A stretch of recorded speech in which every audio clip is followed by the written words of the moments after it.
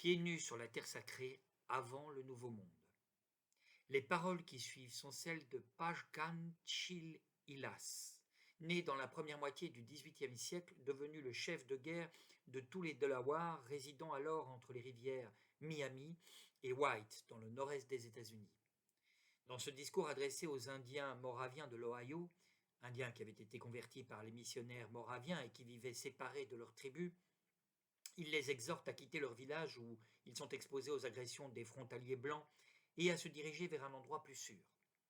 John Eckwelder, qui recueillit cette déclaration dans son livre Account of the History, Manners and Customs of the Indian Nations, poursuit ainsi.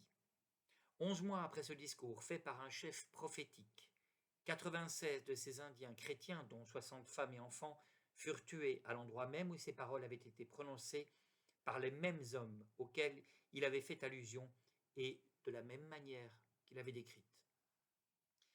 Voici ces paroles. J'admets qu'il y a de bons hommes blancs, mais leur nombre est sans comparaison avec celui des mauvais, qui doivent être les plus forts, puisqu'ils dominent. Ils font ce qui leur plaît. Ils asservissent ceux qui ne sont pas de leur couleur, bien qu'ils aient été créés par le même grand esprit que nous. Ils feraient de nous des esclaves s'ils le pouvaient.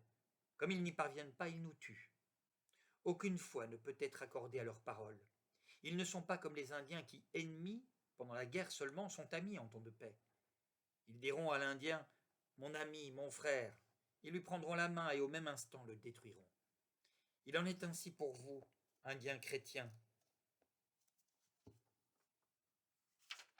Ils vous traiteront bientôt de la même façon. Souvenez-vous, en ce jour je vous aurais conseillé de vous méfier d'amis comme ceux-là. Je connais les longs couteaux, on ne peut leur faire confiance.